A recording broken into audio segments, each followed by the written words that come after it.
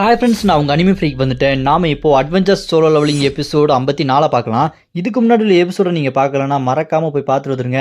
டிஸ்கிரிப்ஷனில் லிங்க் கொடுத்துருக்கேன். சரி வாங்க நம்ம இந்த எபிசோடுக்குள்ளே போகலாம். நம்ம ஹீரோ அந்த குளோட்டனி வாயிட்டிருந்து தப்பிச்சு அப்படியே அந்த டீமன் உலகத்திலிருந்து வெளியே வரலாம் அப்படின்னு சொல்லிட்டு ஒளி வந்து விட்டது, எனக்கு வழி கிடச்சி விட்டது அப்படின்னு சொல்லிட்டு வெளியே போகலான்னு பார்த்தா நம்ம ஹீரோ புதுசாக ஒரு இடத்துக்குள்ளே போவோம். அங்கே பார்த்தா சிவப்பு கலரில் பெரிய கண்ணு, நான் தாண்டா கடவுள் அப்படின்னு சொல்லியிருக்கோம். அதோட போன எபிசோடு முடிஞ்சிருக்கும். இந்த எபிசோடில் வாங்க என்ன எடுத்துட்டு பார்க்கலாம். இந்த எபிசோடு ஸ்டார்டிங்கில் நம்ம ஹீரோ இந்த கண்ணை பார்த்து என்னது இது கடவுள்னு சொல்லுது, ஆனால் இதுக்கு முன்னாடி அந்த ட்ரியான் கார்டை விட இது ரொம்ப பவர்ஃபுல்லாக இருக்க மாதிரி தெரியுது அப்படின்னு நம்ம ஹீரோ பார்த்துட்டு இருக்கும்போது அப்போ அந்த கண்ணு நம்ம ஹீரோ கிட்ட பேசும். என்ன இதுதான் உனக்கு ஒரு தீர்க்க தரிசனம், அதனால தான் நீங்கள் வந்திருக்க அப்படின்னு சொல்லும்போது அதை கேட்டு நம்ம ஹீரோ என்னது தீர்க்க தரிசனமா, சரி நீ எதுக்கு என்னோட டீமன் உலகத்துக்குள்ளே இருக்க அப்படின்னு கேட்டோன்னே அதுக்கு அந்த டீமன் நான் தான் எல்லா டீமனுக்கும் ஒரு உயிர் சக்தி, இங்கேருந்து தான் எல்லா டீமனும் உருவாச்சு, அதாவது நான் தான்டா டீமன் காட் அப்படின்னு அதை நம்ம ஹீரோ பார்த்து சொன்னோன்னே என்னடா இது மறுபடியும் நான் தான் டீமன் கார்டுன்னு சொல்கிறேன், சரி அதெல்லாம் இருக்கட்டும், நீ ஒரு ஆணி வேற இருந்துக்கோ, டீமன் சக்திக்கு எல்லாமே அடித்தளமாக இருந்துக்கோ, இப்போ எதுக்கு நீங்கள் வந்திருக்க, எனக்குள்ளே எதுக்கு இருக்கு அப்படின்னு சொல்லும்போது அந்த காட் கண் நம்ம ஹீரோ பார்த்து உனக்கு புரிஞ்சிருக்கணுமே, ஏன் இன்னும் புரியல அப்படின்னு கேட்டோன்னே நம்ம ஹீரோ அந்த கண்ணை பார்த்து இங்கே பாரு, நான் இதுக்கு முன்னாடி நிறையா டீமனை கடிச்சு முழுங்கிருக்கேன், அவங்களாம் இந்த டீமன் உலகத்தில் இருந்தாங்கன்னா சரிங்களா, நான் அவனை இதுக்கு முன்னாடி பார்த்ததும் இல்லை, கடிச்சு முழுங்கணும் இல்லை, நீ எப்பறம் இங்கே உள்ளே இருக்க அப்படின்னு கேட்டோன்னே அதுக்கு அந்த டீமன் கண்ணு நம்ம ஹீரோ பார்த்து ஏய் உனக்கு இது வரைக்கும் ஒன்றுமே ஞாபகத்தில் இல்லைல்ல, ஆமாம் உனக்கு அப்படி ஞாபகத்தில் வரும், உனக்கு அந்த பசி எல்லா சக்தியும் எடுத்துக்கணும், டீமன் எல்லாம் கடிச்சு முழுங்கணும், அந்த டில்லை ஏற்ற டீமன் பவர் உங்ககிட்ட இருக்கு, இந்த மாதிரி யார்கிட்டாச்சும் இருக்குமா, ஆனால் நீ ரொம்ப வித்தியாசமான ஆளு, அதனால தான் உனக்கு எதுவும் ஞாபகத்தில் இல்லையோ அப்படின்னு சொல்லும்போது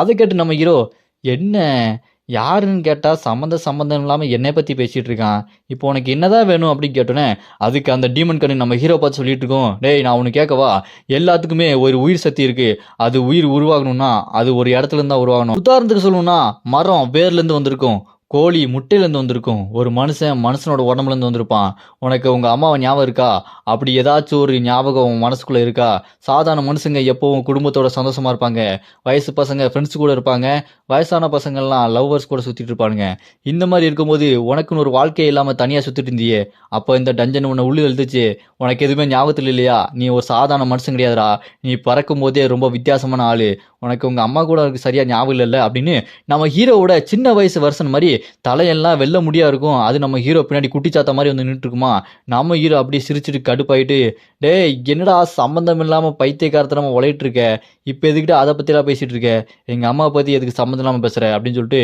நம்ம ஹீரோ என்ன தைரியம் இருந்தா எங்கள் அம்மாவை பற்றி இப்படிலாம் பேசுவேன் அப்படின்னு சொல்லும்போது ஐயோ நானும் தப்பாக பேசலையா, உனக்கு ஞாபகம் இருக்கான்னு தானே கேட்டேன், அப்புறம் எனக்கு ஃப்ரெண்ட்ஸ் இருக்காங்களா லவ்வர் இருக்காங்களான்னு சொல்லிட்டு குத்தி காட்டுறியா, இதெல்லாம் என்ன அர்த்தம்டா அப்படி கேட்கும்போது ஐயோ இல்லைப்பா நான் எதுவும் தப்பா சொல்லப்பா அப்படின்னு சொல்லிட்டு அந்த வெள்ள மண்டை இருக்கு பாருங்க, அது நம்ம ஹீரோ பார்த்து பேசிட்டு இருக்கோம், இங்கேருந்து உடனே போடா அப்படின்னு சொல்லிட்டு நம்ம ஹீரோ அதை அப்படி டஸ்ட் மாதிரி தட்டி விட்டு டேய் சும்மா கடுப்பேதாத, நான் இங்கேருந்து உடனே கிளம்பி ஆகணும், என்னை வெளியே விடு அப்படின்னு சொன்னேன். அதை கேட்டு நான் டீமனு என்னப்பா உங்கள் அம்மா பற்றிலாம் பேசியிருக்கேன், அவங்கள பற்றி தெரிஞ்சுக்க வேண்டாமா அப்படின்னு சொல்லும்போது அதை கேட்டு நம்ம ஹீரோ ஓ நீ அம்மா பற்றி சொன்னோன்னே ஐயோ எங்கள் அம்மா எங்கே அப்படின்னு சொல்லிட்டு நான் கதறி அழுவேன், நான் சின்ன பையனாடா ஒழுங்கு அங்கேருந்து வெளியே அனுப்புறியா இல்லையா அப்படி கேட்டோன்னே அதை கேட்டு அந்த டீமனு டேய் இப்படிலாம் பேசினேன் அவ்வளோதான் உனக்கு மரியாதை கெட்டு போவோம் பார்க்கறதுக்கு அப்படி சொல்லும்போது அதை கேட்டு நம்ம ஹீரோ உனக்கு இந்த மரியாதை வேணுமாடான்னு சொல்லிட்டு நம்ம ஹீரோ காட்டக்கூடாது அந்த வரல காட்டுவார் பாருங்க, அதை பார்த்து அது கடுப்பாயி இருடா உன்னை இப்படியே அட்டாக் பண்ணி கொள்றேன் அப்படின்னு சொல்லிட்டு அந்த கண்ணு டீமன் பவர் யூஸ் பண்ணி ஷார்ப்பான வெப்பன்லாம் வரும், அது அப்படியே நம்ம ஹீரோ அப்படி குத்தும் பாருங்க, கை காலு உடம்பு நெஞ்சுன்னு இருக்கிற எல்லா இடத்துலையும் குத்தி நம்ம ஹீரோ அப்படி சாகடிக்க பார்க்கும். அப்போ அந்த கண்ணு இப்போ புரியுதா நீ எந்த மாதிரியான இடத்துல இருக்குன்னு, நீ ஒரு சாதாரண மனுஷன், நான் தான்டா இங்கே கடவுள் அப்படின்னு நான் சொன்னாலுமே நம்ம ஹீரோ ஐயோ ஏன்டா சிரிப்பு காட்டிட்டு இருக்க, இப்போ நான் உன் முன்னாடி நிற்கிறேன்னா நீ எனக்குள்ளே இருக்கன்னு அர்த்தம், நீ எனக்குள்ளே இருக்கன்னா நீ எப்போதுலேருந்தே இருக்க, என்னால் அதை ஞாபகப்படுத்தி கூட பார்க்க முடியல, அப்படி இருக்கும்போது நான் இங்கே செத்தனா நீனும் செத்துருவடா, உனக்கு நான் வேணும்னா எனக்கு நீ வேணும், ஒழுங்கா இங்கேருந்து விடுறியா இல்லை இங்கே நான் சாகும்போது நீ என்னோட சேர்ந்து சாகுறியா அப்படின்னு சொல்லிட்டு அந்த வெப்பனை நம்ம ஹீரோ அப்படி கையாலே நசுக்கி காத்தோட காத்தா கரைய வச்சுருவாரு. அதை பார்த்து அந்த கண்ணு நான் நினைக்கிற மாதிரி வெளில போல இருக்கே அப்படின்னு சொல்லிட்டு பார்த்துட்டு இருக்கோம், ஏன்டா எனக்கு பயப்பட மாட்டேன், என்னை பார்த்து பயப்படுற அப்படின்னு சொல்லும்போது உன்னை பார்த்து யாரா பயப்படுவா, நீயே எனக்குள்ளே தானே இருக்க, நம்ம ரெண்டு பேரும் மாற்றி ஒருத்தங்களை யூஸ் பண்ணிக்கலாம், அதை விட்டுட்டு தேவையில்லாமல் என்னை கோவப்படுத்தாது அப்படின்னு நம்ம ஹீரோ அந்த கண்ணு மேலே சும்மா கெத்தா நிற்பார் பாருங்க. அந்த கண்ணு ஐயோ இவனடா இந்த அளவுக்கு பயங்கரமாக இருக்கானேன்னு பார்த்து பயந்துரும், நம்ம ஹீரோ வில்லத்தனமா சிரிச்சிட்டு இருப்பாரு. அப்படியே கட் பண்ணா நம்ம ஹீரோ இப்ப நெஜ உலகத்துல கண்ணை முழிக்கிறான், அந்த கண்ணு பயந்து போய் நம்ம ஹீரோவை திருப்பி அனுப்பி வச்சிருச்சு. நம்ம ஹீரோ கண்ணை முடிச்சதுக்கு அப்புறம் அப்படி லேசா எந்திக்கலான்னு பாப்பா பாருங்க, அப்படி எந்திக்க ட்ரை பண்ணும்போது உடம்புலாம் பயங்கரமா வலிக்கும், ஐயோ அப்படின்னு சொல்லிட்டு மறுபடியும் படுத்துருவாரு. அதை பார்த்துட்டு முன்னாடி யூரி நிப்பா. யூரி இல்லைங்க, லிலித் ஆக்டோபஸ் டீமனு. அவன் நம்ம ஹீரோ கிட்ட நாம இப்போ சைனா கில்டு மாஸ்டர் இடத்துல தான் இருக்கோம், நீங்க ஒரு வாரம் ஆச்சு கண்ணு முழிக்கிறதுக்கு, ஒரு வாரமா மயக்கத்திலே இருந்தீங்க அப்படின்னு நம்ம ஹீரோ கிட்ட பேசிட்டு இருப்பா.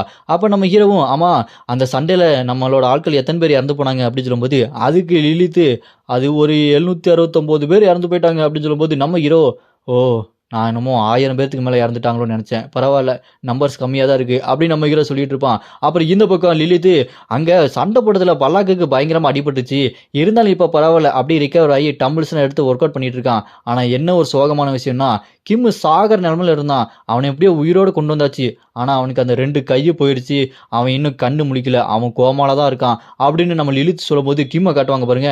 கிம்முக்கு ஒரு கை தான் போச்சுன்னு நினச்சா இங்கே அந்த பனிமுஞ்சு வாயை அடிச்ச அடியில் கிம்முக்கு 2 கையுமே போய் கட்டெல்லாம் போட்டு இப்போ அவன் மயக்கத்தில் இருக்காங்க. அது எல்லாத்தையுமே நம்ம ஹீரோ கிட்ட சொல்லிட்டு இருப்பா லிலித்.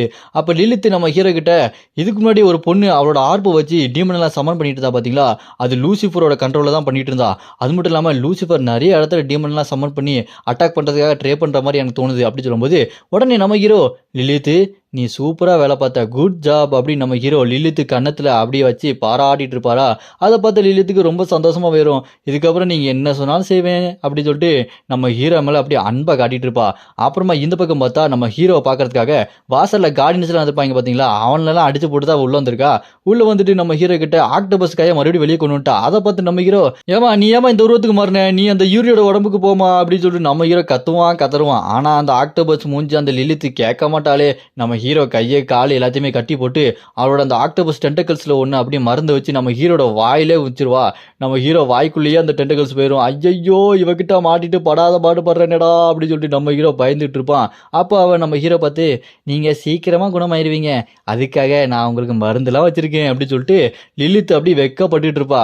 அப்படியே கட் பண்ணா அடுத்த நாள் விடிஞ்சு போயிடுது. நம்ம ஹீரோவோட சட்டை பேண்டெல்லாம் கலண்டு போய் கிடக்கும், ஆக்டோபஸோட அந்த அச்செல்லாம் அப்படியே இருக்கும். நம்ம ஹீரோ யப்பா அவகிட்ட இருந்து என் உடம்ப காப்பாற்றுறதுக்குள்ள நான் படாத பாடு பட்டுட்டேன், நல்ல வேலை என்னோட கன்னித்தன்மை போல அப்படின்னு சொல்லிட்டு நம்ம ஹீரோ யோசிச்சுட்டு இருப்பான். அப்புறம் டக்குன்னு இருந்துச்சு சீக்கிரம் எந்திக்கணும், ஆமா நான் அந்த கண்ணிட்டு இருந்து தப்பிச்சு வெளியே வந்தேனே, ஏதாச்சும் புதுசாக ஏதாச்சும் கிடச்சிருக்கா அப்படின்னு சொல்லிட்டு நம்ம ஹீரோ சிஸ்டத்தை எல்லாத்தையும் ஓப்பன் பண்ணி பார்ப்பான். அப்படி பார்க்கும்போது அந்த பனி மூஞ்சு வாயினை நம்ம ஹீரோ அப்படியே முழுங்கிருப்பான் பார்த்தீங்களா. அதனால அந்த பனி மூஞ்சு வாயினோட பவரான அந்த ஃபயர் பவர் இருக்கு பார்த்தீங்களா, அதை நம்ம ஹீரோவால் யூஸ் பண்ண முடியும் அப்படின்னு சொல்லிட்டு சிஸ்டம் சொல்லுது. அதை பார்த்து நம்ம ஹீரோ ஓ இந்த பவர் இருந்தால் லூசிஃபர் கூட என்னால் ஈஸியாக சண்டை போட முடியும், அப்புறம் என்ன இருக்குது அப்படின்னு சொல்லிட்டு பார்க்கும்போது நம்ம ஹீரோட அந்த டீமன் மேஜிக் பவர் இன்க்ரீஸ் ஆயிருக்கு, பல மடங்கு இன்க்ரீஸ் ஆயிருக்கு. அதை பார்த்து நம்ம ஹீரோ பரவாயில்ல இப்போதைக்கு என்கிட்ட அந்த டீமன் கார்டோட ஒரிஜினல் பவர் இல்லைனாலும் போக போக அது கண்டிப்பாக கிடைக்கும், இப்போதைக்கு இருக்கிற பவர் வச்சு லூசிஃபர் சமாளிக்க முடியும்னு நினைக்கிறேன் அப்படின்னு சொல்லிட்டு நம்ம ஹீரோ யோசிச்சுட்டு இருக்கும்போது டக்கு நம்ம ஹீரோ ஃபோன் எடுத்து லிலித்துக்கு ஃபோன் பண்ணுவான். லிலித்து நம்ம ஹீரோட்ட என்ன கேங்கு நிம்மதியாக தூங்குனீங்களா, என்னோட மருந்து நல்லா வேலை செஞ்சுதா அப்படின்னு சொல்லும்போது அப்படிலாம் அவனை வேலை செய்யலை, கை காலெலாம் பயங்கரமாக வலிச்சிட்டு இருக்கு, டென்டக்கல்ஸை வச்சு நீ என்ன வேலை பண்ணிட்ட தெரியுமா, நான் அவனோட மனுஷ ரூபத்தில் தான் இருக்க சொன்னேன், சரி அதை விடு, அந்த பனி மூஞ்சி வாயன் உடம்பு ஏதாச்சும் இருந்துச்சா, அந்த உடம்பு துண்டுப்பட்ட உடம்பு அதுலேருந்து ஏதாச்சும் வெப்பனை எடுத்தீங்களா அப்படின்னு சொல்லும்போது அதுலேருந்து வெப்பனை எதுவுமே எடுக்கல, அவனோட உடம்பு எதுவுமே இல்லை காணாமல் போயிடுச்சு, அது மட்டும் இல்லாமல் அந்த மேஜிக் ஷீல்டு மாதிரி ஒன்று இருந்துச்சு அதுவும் காணாமல் போயிடுச்சு அப்படின்னு சொல்லும்போது அதெல்லாம் பார்க்கும்போது ஒருவேளை நம்ம அதை முழுங்கிட்டோம், இருந்தாலும் வெப்பன் செய்யறதுக்கு ஏதாச்சும் ஒன்று இருக்கணுமே, ஓ அப்படின்னா அது எல்லாமே என் மோதிரத்துக்குள்ள போயிடுச்சா அப்படின்னு நம்ம ஹீரோ யோசிச்சுக்கிட்டே இருக்கும்போது அந்த மோதிரம் வெப்பனை மட்டும் உருவாக்காதுங்க, மற்ற வெப்பனை அப்படியே உள்ள இழுத்துக்குது, அந்த மற்ற டீமன்ஸ் சண்டை போட்டுச்சுங்க இல்லைங்களா, அதோட வெப்பன் எல்லாம் உள்ள போயிடுச்சு. அதை பார்த்து நம்ம ஹீரோ ஓ பரவாயில்லையே இது வெப்பன் எல்லாத்தையுமே உள்ள இழுத்துக்குதா அப்படின்னா டபுள் டமாக்கா தான் அப்படின்னு சொல்லிட்டு நம்ம ஹீரோ சந்தோஷப்பட்டு இருப்பான். அப்படியே நம்ம ஹீரோ திரும்ப அந்த இடத்துக்குள்ள போயிட்டு இருக்கும்போது வேற ரூமுக்குள்ள போனா அங்க நம்ம எக்கிண்டா சியோலா இருப்பாங்க, கயாவும் இருப்பாங்க. அங்க படுத்து கிடக்கிறது யாருன்னு பார்த்தா வேற யாரும் இல்லைங்க, நம்ம கிம்மு தான். இங்க ஏக்கிடாவும் சியலாவும் நம்ம ஹீரோ பார்த்தோன்னே நீங்க எந்திரிச்சிட்டீங்களா ரொம்ப சந்தோஷம் கேங்கு அப்படின்னு சொல்லிட்டு நம்ம சியலா வந்து நீங்க ஏன் உடம்பு சரியான உடனே இப்படி நடந்துட்டு இருக்கீங்க, உடம்பு சரியாகட்டும் நீங்க கொஞ்சம் ரெஸ்ட் எடுங்க அப்படின்னு சொல்லிட்டு நம்ம ஹீரோ பார்த்து வருத்தப்பட்டு இருப்பா. அதை பார்த்து நம்ம ஹீரோ உனக்காக தாமா இந்த உடம்பு பத்திரமா பார்த்துட்டு இருக்கேன், அவர்கிட்ட இருந்து தப்பிக்கிறதுக்கு எவ்வளவு கஷ்டப்படுறது தெரியுமா அப்படின்னு சொல்லிட்டு நம்ம ஹீரோ மனசுல வச்சுட்டு இருப்பான். அப்புறம் நம்ம ஹீரோ அது கிம்மு தானே, அவனுக்குன்னு உடம்பு சரியா இல்லையா, ஏன் இன்னும் கண்ணு முழிக்காம இருக்கான் அப்படின்னு நம்ம ஹீரோ கேட்டானே. அதுக்கு கயாவும் இவர் இன்னும் சீரியஸான கண்டிஷன்ல தான் இருக்காரு, கோமால இருக்காரு, கண்ணு முழிக்க நாளாகும்னு நினைக்கிறேன் அப்படின்னு சொல்லும்போது நம்ம ஹீரோதை பார்த்துட்டு அப்படியா அப்படின்னா அவனுக்கு ரீஜென்ரேஷன் பவர் கொடுக்க வேண்டியது அப்படின்னு டீமன் பிளட் எடுத்து அவனோட வாயில அப்படி உள்ள விடுவார் பாருங்க. அத்தாரிட்டி ஆஃப் ரீஜென்ரேஷன் பவர் அப்படின்னு சொல்லிட்டு ஆக்டிவேட் பண்ண உடனே அவனோட கையை அப்படி ரீஜென்ரேட் ஆகும் பாருங்க. அதை பார்த்துட்டு சியோலாவும் கையாவும் என்ன நடக்குது இங்கே அப்படின்னு சொல்லிட்டு ஆச்சரியமா பார்ப்பாங்க. அப்போ அவனோட கை கிம்மோட கை ரீஜென்ரேட் ஆகி திரும்ப வந்துடும், கிம்மு சரியாகி இப்போ கண்ணை முடிச்சிருவான்.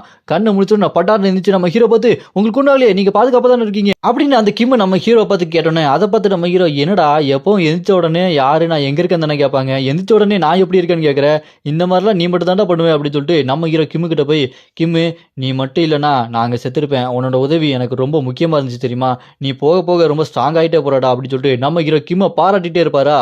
அதை கேட்டு கிம்மு ரொம்ப நன்றிங்க, ஆமாம் என் கையை என்னால் ஏன் உணரவே முடியல அப்படின்னு சொல்லிட்டு சொல்லுவான் பாருங்க. அதை பார்த்து நம்ம ஹீரோ என்னது உன் கையை உன்னால் உணர முடியலையா, இதுடா புது ட்விஸ்ட்டாக இருக்குது அப்படின்னா ரொம்ப பவர் யூஸ் பண்ணனால அவன் கை போயிடுச்சு, திரும்ப இந்த புது கை வந்தனால அது இவனுக்கு பழகல போல இருக்கு, என்ன பண்ணுறது அப்படின்னு சொல்லி நம்ம ஹீரோ யோசிச்சுட்டு இருப்பான். அப்போ கிம் அவனோட கையை பார்த்தா அவன் கை கிடுக்கிட்டு நடுங்கிட்டு இருக்குது, அவன் கை அவன் கண்ட்ரோல்லே இல்லை.